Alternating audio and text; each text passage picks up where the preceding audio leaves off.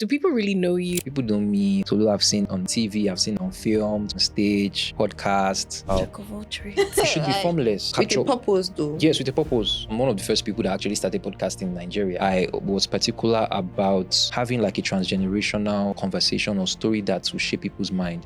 And I think it's very important to intentionally build what you want to see. So every money I had, I was just pumping it into it. But you really believe in it? I guess Yes, I believed in it. It will work. I have a guest that's coming on my podcast, Inya Boy AG, and I just walked to his seat. Hello, Inya, I'm Tolu Afilaka. I see what you do. I want to invite you on my podcast. And he said, I know you. People are watching. They just keep quiet. Bad belly. They don't always want to tell you that you're doing well. Tolu Afilaka is a 25-year-old Nigerian entrepreneur, speaker, author, media owner, and strategist based in Lagos. He is on a mission to restore Africa's voice, image, and perception by building timeless stories and media that influence culture.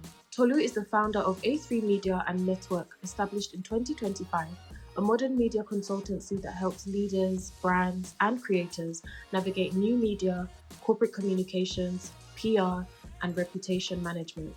As a creator and producer, Tolu has developed some of the most viral podcasts, including That's My Time with Tolu Afilaka, which has garnered over 2 million cumulative YouTube views. He is also a sought-after corporate comparer and MC for high-profile events.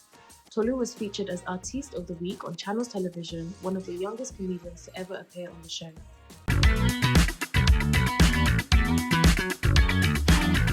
Hi again, everyone. Welcome to this episode of What's Your Impact Gen Z series. It's your host, Osewe. And your co-host, Bumi. So our guest today is an entrepreneur. He's a media owner and he's a strategist and is on a mission to restore the voice of Africa one story at a time. He is the founder of A3 Media and Network, the creative mind behind That's My Time with Tolu Afilaka, and a man who has racked up to over 2 million YouTube views doing what he loves. Thank you for warming our seats, Tolu. Thank you so much. Before we start, we'd like to show you something.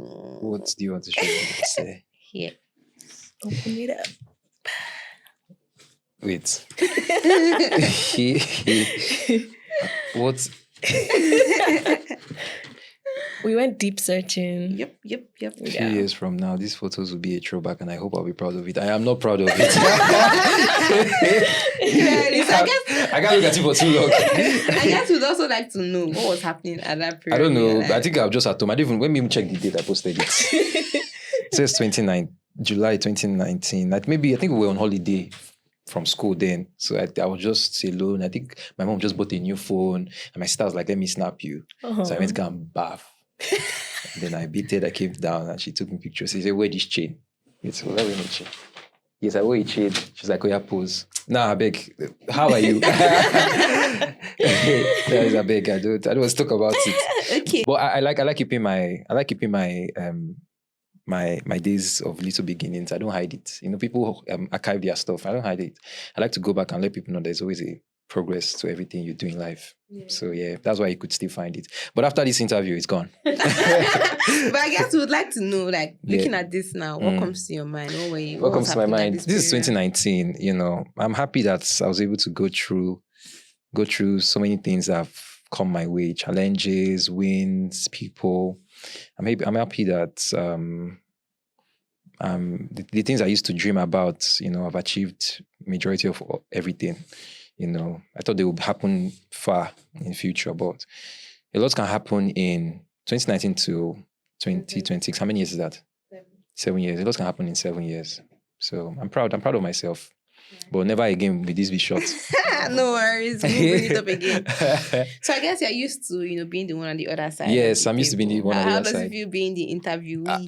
I promise you, I still be the one that will interview you at the end because I like having conversations. I like talking to people, gisting, and having quality conversations. But I'm not used to this being on the other side. But of recent, I've been getting a lot of invites, to come and be at the other side. Yeah. So let's see how this one goes too. But I'm sure I'm going to ask you guys questions. I promise. That's fine. We're ready. Yeah. So I guess, do people really know you, or is it just the side of you like to put out during conversations? I think people only know me to one side. People know me, Tolu I've seen on TV, I've seen on film, Tolu I've seen on stage perform, Tolu I've seen on podcasts, But people don't really know the other side of the Tolu. But for me, I'm an introvert. I don't like to talk to people. Are you sure? Yeah. I like to keep to myself.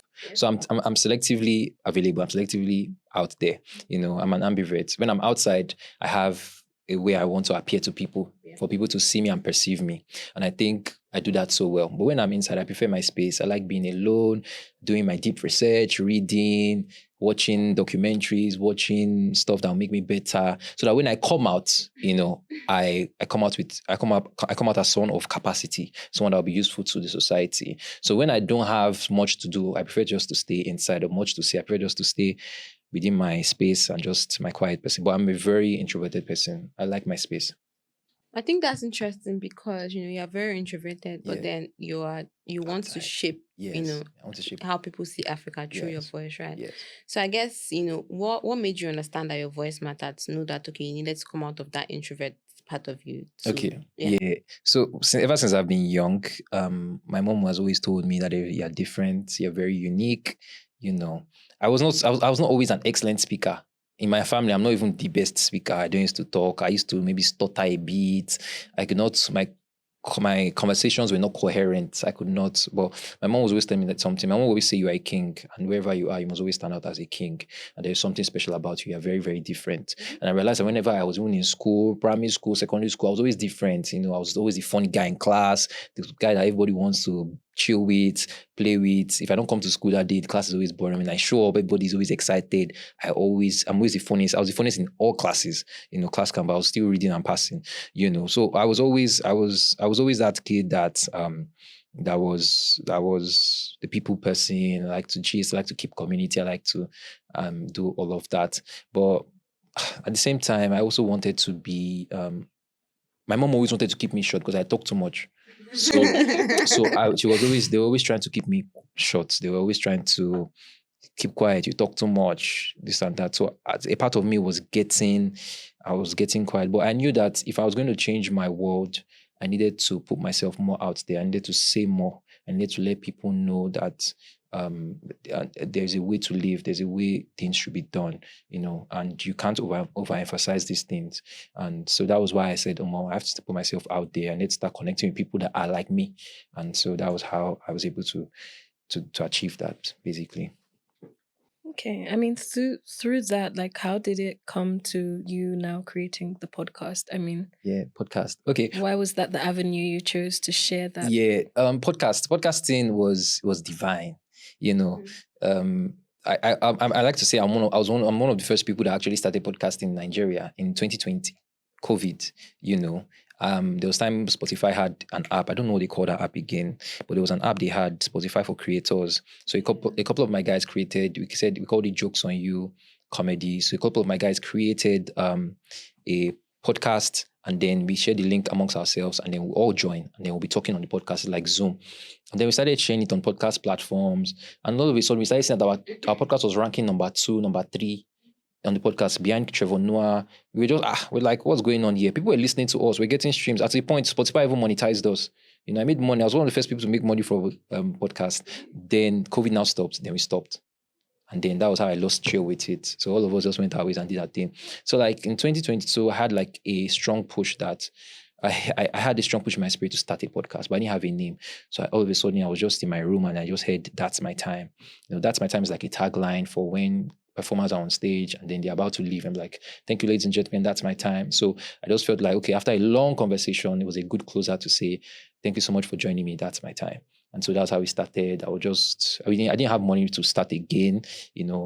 Podcast industry had gone far. I said what I said had bypassed me, so Nigeria and all of them. But I just said, let me start again. And so I started talking to a couple of my friends in diaspora. Some of them sent me money. I started going to people's houses. I started doing research. I'm a person that I do research a lot before I go into anything. So I want to know what are the things that will make me fail, how I can make those chances slimmer, and how I can better do things other people are doing. So I did deep research. And then I then started going to, I didn't have a studio, so I would go to my guest house or their preferred location, and they all received me so nicely and all of that. At first, I was just interviewing comedians. So one of my mentors told me, he said, "Don't streamline to comedians, take it wider, talk to everybody." And so I started talking to people I like, not just even celebrities. I started talking to people that I believe the world needs to hear these people. These people have very unique perspective to things. And then the more I kept doing it, the Bible says in every labor there's profit. Like the more I kept doing it and doing it and doing it, more people kept telling me, oh, I'm listening. More people kept sharing to themselves. Have you heard this thing? Have you heard this? And then it kept going wider and wider and wider. We kept getting viral videos, viral clips. We didn't stop. We just kept on going. It was at my pocket. Nobody was sponsoring me. So every money I had, I was just pumping it into it. And But you really believed in it? I guess yes, that's I believed in it. I just believed in it that it will work. If I see maybe 300,000, 200K will go into it with the production and everything, my mom will ask me, what are you doing? And my YouTube was not even monetized at that time. I was maybe just 3,000, 2,000 subscribers, But every time I always ask myself, how can this be better? Somebody else is doing it and they are scaling. So why would I do it and I won't scale?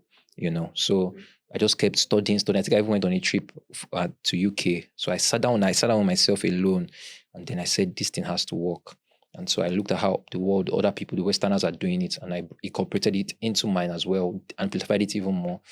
And then it just picked and it went higher, and we're getting even higher and better. I guess I have a very interesting question to everything you just said. Yes. So I guess 2 questions actually. Yeah. Was there any points where you so you said you were initially talking to comedians, right? Yes. Then you branched out to talk to people Everybody, like you. yes. So exactly. So was there any points where you're like, I need to center my conversations around something? If I'm centering it around, people's stories, Yes. am I centering Yes. it That's a very good around- question. Yeah. So for me, because I have a very strong background in Christianity, I went to Covenant University. Covenant University is a Christian school. And of course, if you're in a Christian environment, you have a lot of people who have Christian and Christ-like minds. Yeah. And I was thinking, what kind of content would appeal to these people?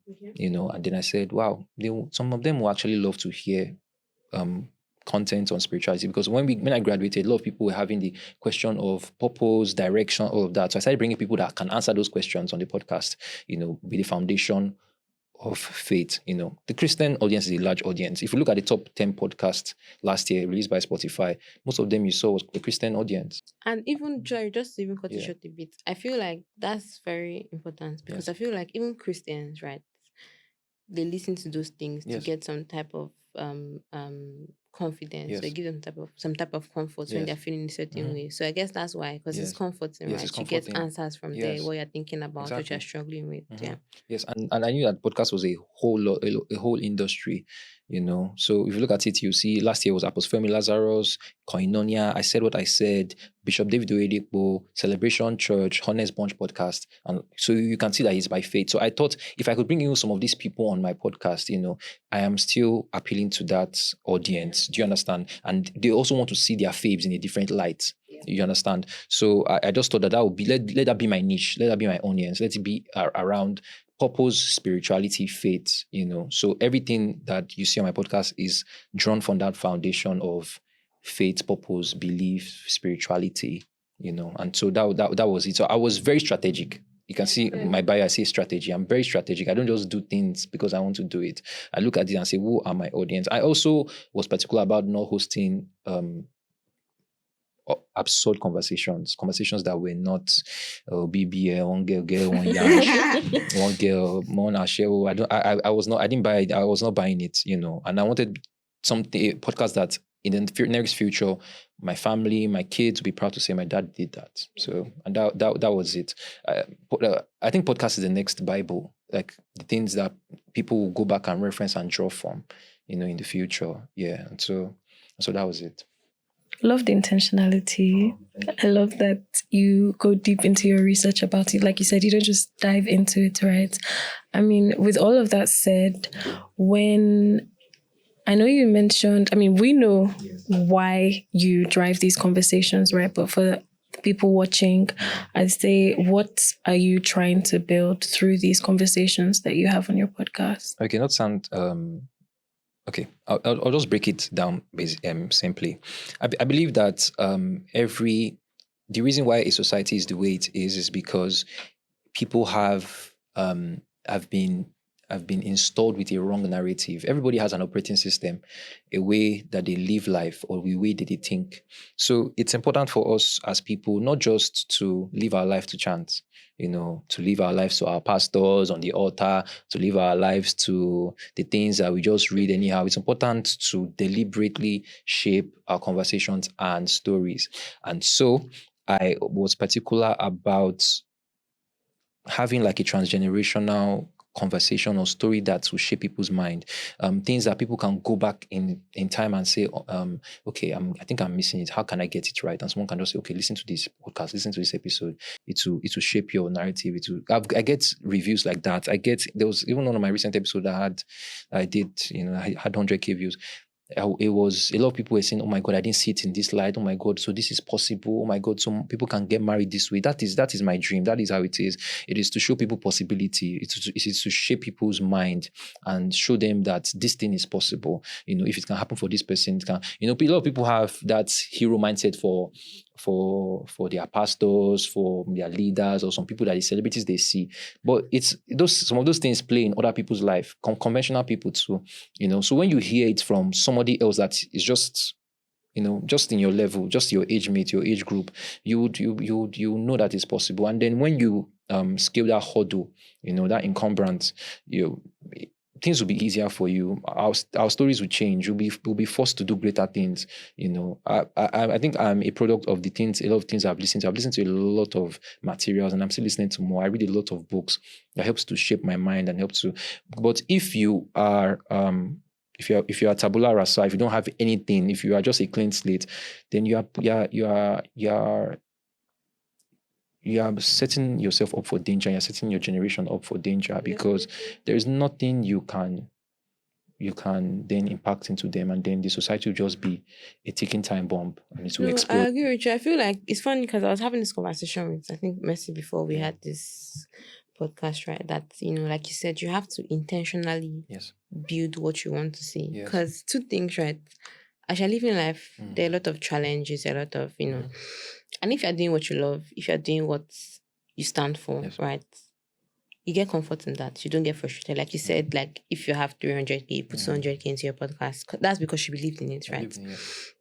That's because that was what you stood for, basically. We're talking about what you stood for. People could see you and be like, okay, this is Tolu's work, right? This is what it stands for, right? And I think it's very important, like you said, to intentionally build what you want to see, intentionally make your decisions. There will be forces. Someone will want you to go a particular way. Someone wants you to do this. But it's what, matters to you and what you're trying to build, the empire you're trying to build, the legacy you're trying to leave behind. That's what you should intentionally build towards. And I guess just to touch on something I had mentioned, right? Would you say there was a particular time, or I would like to hear about your greatest struggle while building, my podcast outfit? Yeah. Okay, so not only your podcast, your portfolio. My portfolio. Yeah. Okay, yeah. So there are a lot of things. First, one of the first ones I faced was family. That's the greatest one. Yeah, you sent it to cover. And I was just saying that your family, you need to not be a rebel, but you need to know how to stand for what you believe in. Exactly. I mean, my dad always says it. I will say, whatever you want to do is what you do. Yes. And I guess he always aligns because by God's grace, I make good decisions for myself, right? Not by myself, because I listen to things, I talk to people, I have particular people that I ask. So once I say I'm doing this thing, I'm like, in the past, I have done this thing, I have made this decision, right? Yes. And you're happy with the outcome. So why not allow me make this decision? If it's a mistake, I'll learn from it and then I'll move forward. But if it's a good thing, I'm happy. So just to allude to that. Yeah, so like my own was my parents. My parents sent me to Covenant University to go and study civil engineering. First of all, I became famous in Covenant because I was a comedian, so I was doing comedy. And most comedians in CU always came from engineering department. Yeah, exactly. It was and I was also very strategic about going to Covenant University because I went to Covenant University to be a comedian. That's just, I'm serious. I'm not even kidding. Like I said, I'm very strategic. So before I do anything, I sit down and I map it out. How do I get from this point to this point to this point? And it has always worked for me. So I sat up when I graduated from secondary school, I sat down and I said, okay, I want to do comedy. I want to be in the limelight. I want to do this.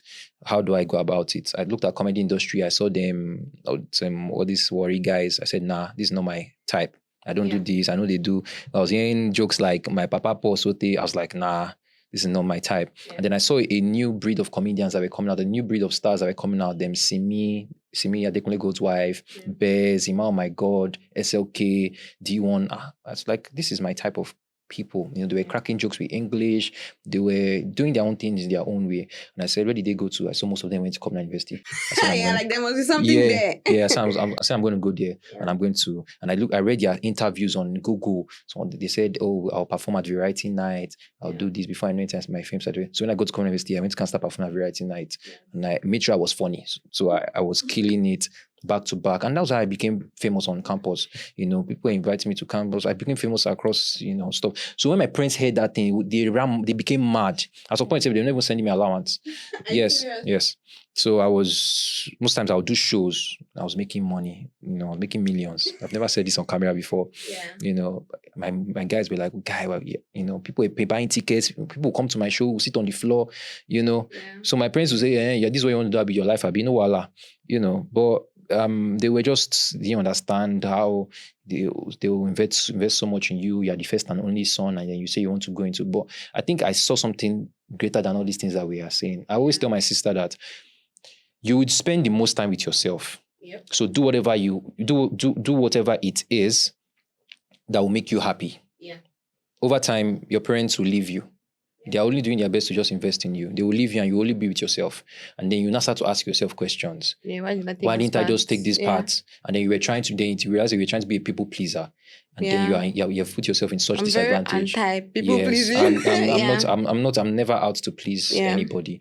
So I just said, what's the worst thing that can happen? They want to disown me. They won't give me rights. And all. My sister is in Canada now today. I would have flown abroad, but they don't trust me. They didn't trust me enough that if this guy, maybe I'll be a stripper. So they didn't trust me. They didn't trust me enough to go there. So, but I knew I'll be fine regardless. Yeah, which is fair enough because you're trying to shape the narrative of Africa now. And then I still finished with civil engineering, and then I never pursued any job for civil engineering. And they saw me doing podcast. Today now I consult for a very big company for podcast.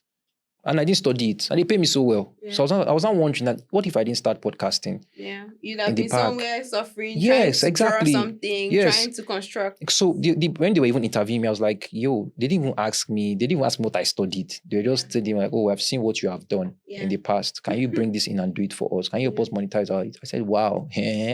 So you can shape your own narrative. When you shape your own narrative, then you can also help other people to shape their narrative. That's what I'm saying. You don't have to be a people pleaser.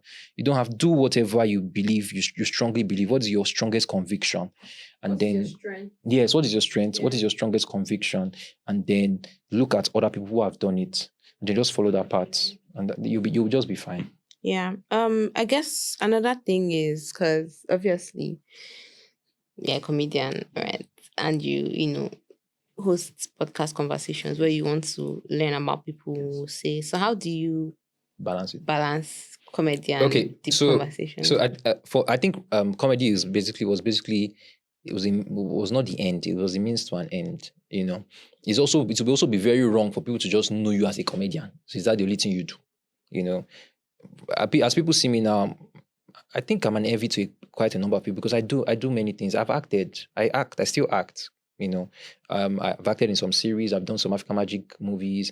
I've done Papa Benji. I've acted in Bovi's Visa on Arrival. Jack of all trades. Yeah, you should be formless. You shouldn't just be water can assume any position inside a bottle. What you can't just capture with a purpose, though. Yes, with a purpose. You can't just be to one thing. You understand? So I looked at it and said, okay, what if comedy stops at some point? People should be able to see me in different forms. I could do anything. What if tomorrow I wake up and say I want to be a politician?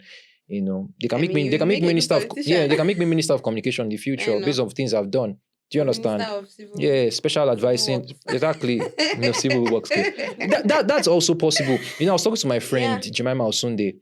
She's a physiotherapist. She's an actress as well. So one day I was like, Jemima, how do you do this thing that you balance both of them? She said that you can be everything. You can be all things. Do you understand? I have something to say to that, not to be a challenger. No. But that's a bit tricky to a lot of people, right? Yeah. Me as well, I try to do a couple things, right? Even if there's a purpose to it, right? There's always a center, so I try to branch out from that center, right? Like I do engineering, I do finance, I do, business development, right? People are like, which one? I'm like, they all connect, right? Yes. They're all energy. That's what I'm saying. So I'm like, you can be anything, but you need to have a purpose. You need to have it must not be point. it must not be far from each other. Exactly. Everything I'm doing is still around media. Yeah. Do you understand? And even if I will ever go back to civil engineering, it is that I have the money and I set up a company, and I employ people to be doing it for me, and I can just go and be doing the marketing because I know I'm good in media. So you just have to know that area of your strength and focus on it. Don't just go and start doing everything and dabbling into everything. You would self-destruct. You need to just be. So I did comedy, I did TV, I did podcasting and all. It's just so that people can see me and be able to refer me for other things. Through my podcast now, people call me to come and host events for them. Yes, people call me to come and moderate sessions for them. People call me to write for them. People call me to consult for them. People call me to help them do stuff on their YouTube. So I've just made myself a product, and whatsoever part you need me to serve, I can serve it for you. You understand? Just like an iPhone 17, it has so many things, so many features. Whatever you want from it will serve you. So that's what I basically did. I feel like I'm sat here overly inspired. I'm just looking at him like, okay. Do you think people underestimate what it takes to build something meaningful today? Do I think people underestimate what it takes to build? Yeah, people complain a lot. My thinking is very different. I never see a problem, regardless of what people are saying. Oh, there's fuel price. I've never looked at all those things. I just believe that you need to create an ecosystem for you and the people that you want to see happy, or people you are sent to, make sure they are thriving. Do your own part. Leave the noise. The noise has ever been. I was sitting at one of my mentors and he was telling me, do you know Nigeria has never been good? That ever since he was young, he has been hearing fuel prices are high. He has been hearing things are this. So people, the energy you are spending on complaining, why not just channel that energy to be strategic and to move? Do you understand? To achieve those things you need to achieve, instead of just complaining and saying, "Oh my God, the dollar is this, dollar is that." Why not look for a way to earn in dollars? Do you understand? Yes, why not look for a way to earn in dollars and then be of help to people? Create those jobs that you're complaining, "Oh my God, there is no jobs outside. Nigeria is this, Nigeria is that." Okay, create the job. Be the change you want to see. That's what Mama Gandhi said. Be that change you want to see. If you have the right to then complain if you are actually doing it, but if you're not doing anything and you're complaining, then you're just part of the problem. Yeah, and that's interesting because I think I was telling you, Booms, that when I posted the first or second episode of this Gen Z series, someone is like, "Oh, Gen Z's always complain, but they can't do anything." And I'm like, I hear you, right? But I don't think it's a Gen Z problem. I think people, Nigerians complain. I mean, we're just more vocal. Yes, so we're vocal about it. Yeah. Yes, but the truth is that I think we Gen Z are also very energetic. We are also very energetic. You should channel that energy into. Yes, I think we are one of generations that will actually talk and do. Yes, I mean, we will actually talk and do. We won't be like the generation before us. Yes, the generation before us complained a lot. We won't be like that. Gen Z are moved by community, by what we see, and when we see that our guys are making it, we know they won't carry last. So I think we are one of generations that will actually talk and would also do. You get, so you can't remove talking from the equation. But me, I've signed an agreement with myself that I'll be one of the people that is doing.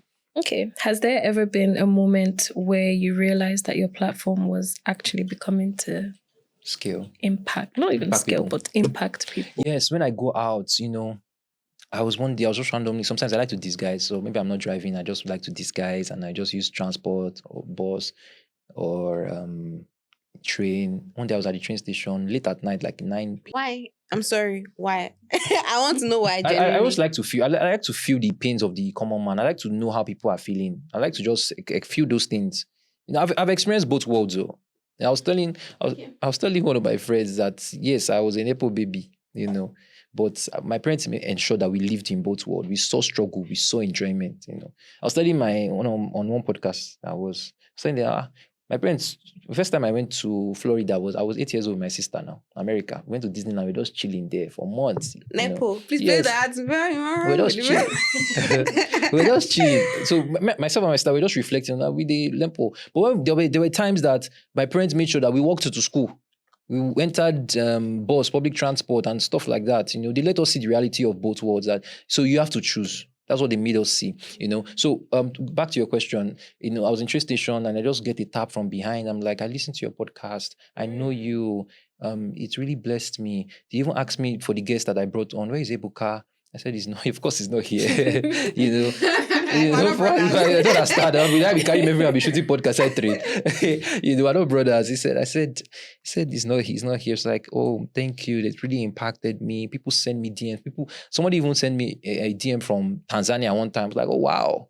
You know, you don't know, those things are going far. You know, a bed of the air will just carry it and you won't know. So people started sending me DMs, sending messages. Oh, they see me around and like, I know you from your podcast. Oh, wow, nice, interesting conversations. You know, I have a guest that's coming on my podcast this week.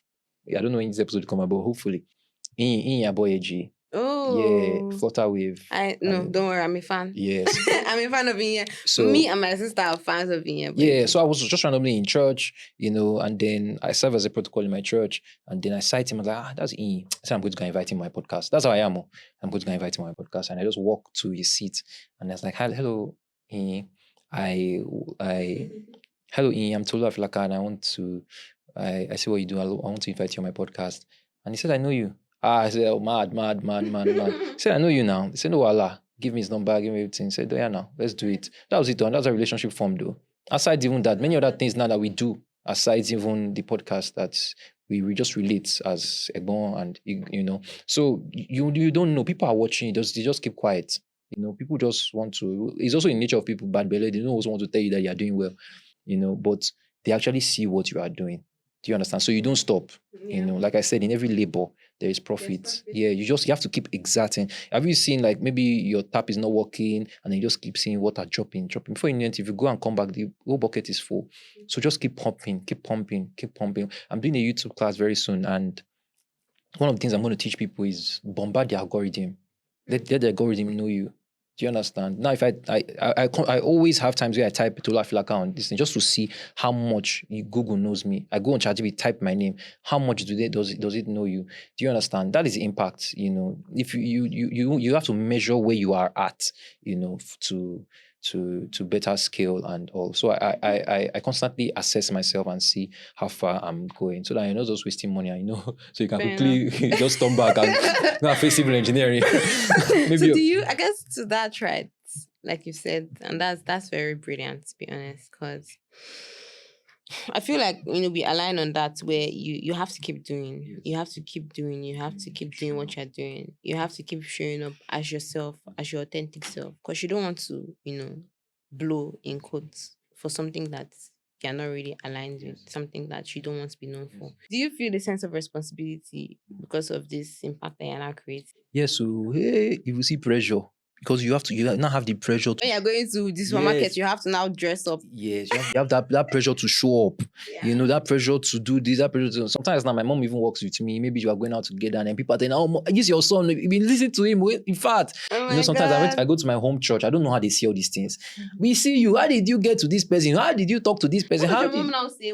My mom will just be looking and be like, so in our private time, she's not going to be Googling. I'm like, wow, so you have gone this far. Do you understand? And then she now go and start telling her friends, wow, yes, now my son. In fact, so now. Yeah, you get. So there's pressure. I can't lie. There are some days I just turn off everything. I'm tired. But the thing I'm pursuing is greater than me. Yep. I'm not selfish. I'm not doing anything for myself. I'm doing it for a greater purpose. I'm trying to etch my name in sands of time. You know, I want people to know that when Tolu Afilaka was here, he helped us. He changed narratives. He helped us see ourselves in a better way. I'm not just trying to do things for my own self. It's not for self. The amount of money I've invested self in doing all these things, I don't even think I have relatively gotten it back.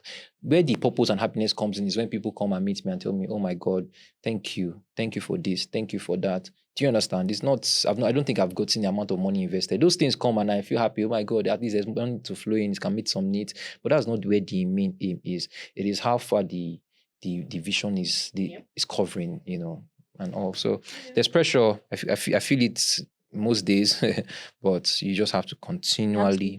Program is bigger than you. Yes, it's bigger than me. What am I? Yeah, what am I? You know, I'm just sent. I'm privileged to do it.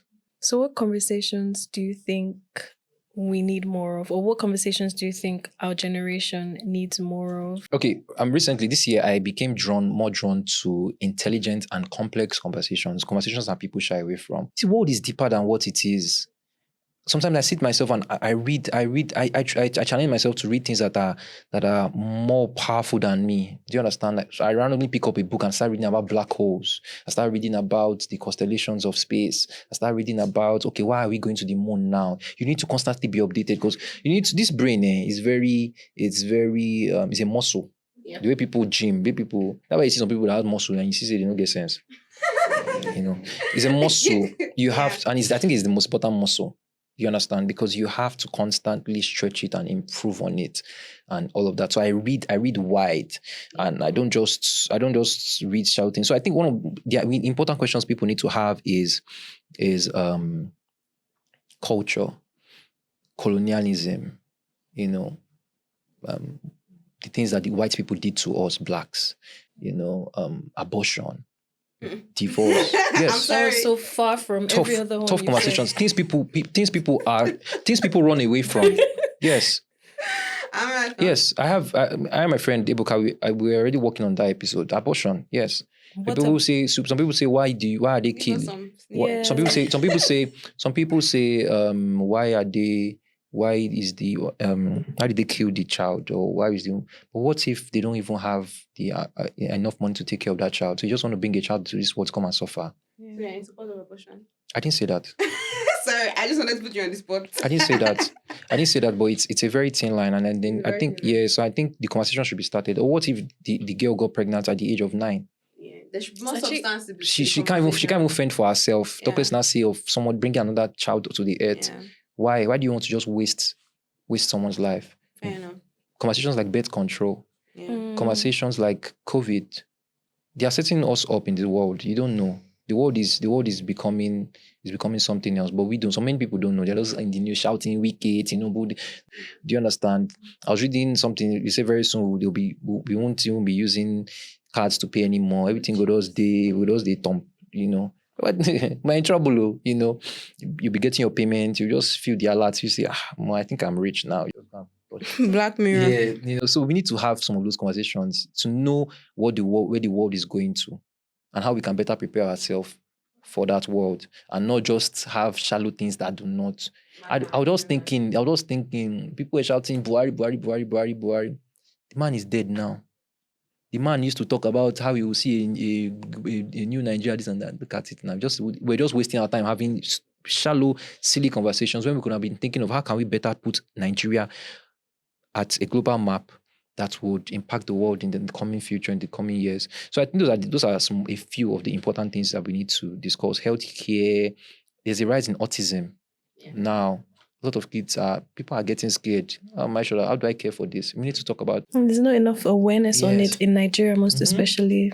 One of my big fears personally is buying a land, owning a house. A lot of Gen Zs now are renting. So where are we going to see incomes that will enable us to be landlords in this Nigeria? Because the old money have bought everything. I guess. Also, can I ask you a question? Can you buy land in Ikoyi in the next 3 years? Yes. Except by the grace of God. Yes, I can. How? By doing everything I have in place now. How? How is that possible? How will you do it? So do you mean money-wise? Yes. Why not? It's not a question. It's not just. So are you asking the question based on how the economy is going? No, it's a question of anxiety. People are not sure. There's no certainty.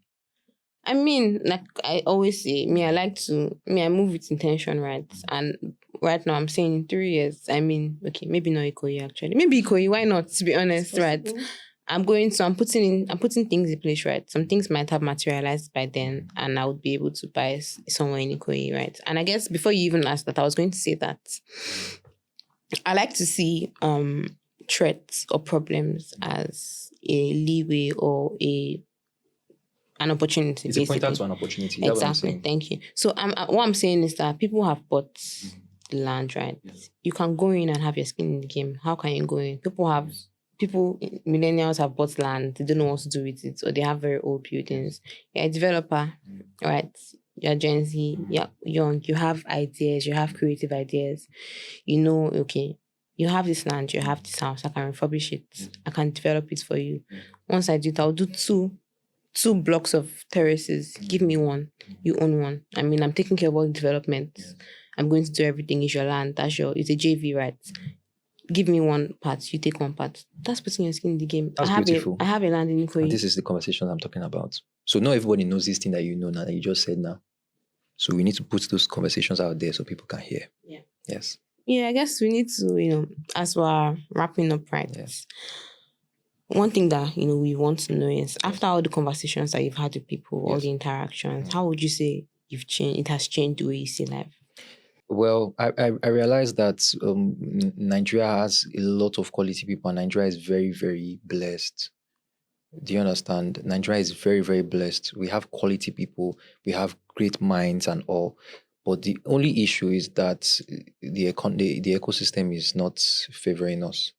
Do you understand? So I just really pray and I hope that we get more external collaborations, because Nigerians, we are Africans, we are wired to believe that once white people don't approve you, you are gone. Do you understand? So I just hope that we get more external collaborations, more people, like maybe United Nations. One day I hope that United Nations calls me to come and speak. If I return to Nigeria, they will treat me as gold. Do you understand? Nigeria started respecting and celebrating our Afrobeat artists when they started seeing them in international collaborations. Chris Brown, Oliver Twist did with D'banj did with Kanye West and all those stuff. So we need more international collaborations. Maybe one day Donald Trump does. I get to interview Donald Trump or something, just something random. I believe you will. Yes, I will. It's going to happen. I've doubted myself before, and then God shocked me, and I sat down with greater minds. Do you understand? In fact, I'll say it for the first time. It's in the work for me to even talk to Bishop Oyedepo. Do you understand? We can. Yes. Do you get? And there are white people so there's just so much that can happen. You understand? So when they see us collaborating with higher powers, I think they will listen to us more. They will believe in us more. Do you understand? And we'll keep doing our own bits. Do you understand? But they need to see us in that. When people saw Whiskey at O2 Arena, when they saw Burna Boy, he did something. Yes, he did something to us. But it's raised more people to say, if Whiskey can do it, I will do it. When people started seeing people chanting Yoruba Ashake in Madison Square Garden, they said, why not? We can do this thing too. Do you understand? So we need that approval from them. We don't need them to come and indoctrinate us or colonize us again. We just need the approval from them and be like, even approval, maybe just what I would say to that is that we need to, obviously, if Wizkid was a fafa, nobody will call him to, he won't be able to host a show on O2 Arena, right? The reason why you would get to interview like Donald Trump is because you've shown your worth, right? We need to be able to leverage our strength to show our worth, right? To show value for the people that we classify. I don't really agree with the higher power, right? But then for those people to want to be in conversations with us, for those people to value us, basically, for that has. So what I'm saying is that the collaboration that needs to happen between us and the global recognition has to come from a place of value from us. Yeah. So I think Trevona puts it so perfectly. His story, he just kept on doing his own thing in Nigeria. And then all of a sudden he gets a call from America from Jon Stewart that calls him like, we love what you do in South Africa. Would you like to come over to America to the Daily Show? And he did whatever he needed to do. And now he's back. He's just on his own. And he's a force in America. He's a force in Africa. He's a force in South Africa. Do you understand? So I think we should just continue doing our thing. They'll send for us. And then when they send for us, we will solve their problems. And then we are also helping our people to now have a better self-esteem, because we are our leaders are the mirror, are the people we mirror. When we see that our leaders are doing badly, the people down too also do badly. But when we see that our leaders are doing so well, we also be encouraged to say, I want to do well. Do you understand? So I think we just keep doing our own thing, not stopping, do what we believe is right that we should do. And we'll be fine at the end of the day, I think. Like, I'm going to take home so many gems from this conversation today. I've just been sat here in absolute awe. You're a lovely speaker, Thank to you. be honest. Thank you, Bumi. To kind of sum it all up, yeah. Who are you becoming, through all of this? What am I becoming? Who is Tolu Afilaka? I think I'm becoming someone that is very powerful. I think you are someone that is very powerful. I was just meditating recently, and I like, oh my God, I'm becoming so powerful, and I'm just grateful to God that I'm in that position, and I'm grateful for the awareness and all. But I'm also not there yet, because I'm my biggest critic. I believe things can be better, I'm becoming more and more influential. So the things that I say now are holding weight. I didn't know how bad it was until 2023. I've never said this story before. 2023, I just casually, by mistake, posted Tinubu and people dragged me. I was like, so I'm this important. It was just casual. I was posting everybody. I was posting article, anything I saw that I liked that he said that will help Nigeria. I retweeted it. Anything Peter Obi, I posted it because Peter Obi even came to my church. I was posting him. And then I posted Tinubu randomly. Everybody came from me. They dragged me. And then that gave me a sense of purpose and said, people are already looking up to you. Yep. What you said, man. Another person too posted Tinubu. Nobody cared about him because they didn't really look at him as anything much. But people see you as a light and as a star, and what you put out there shapes narrative. So I'm very, very careful. I know they post anything. There's some places I used to go before, maybe to go and chill, concerts where I can post. Last year I went to Ariasta's concert. I was posting to my story.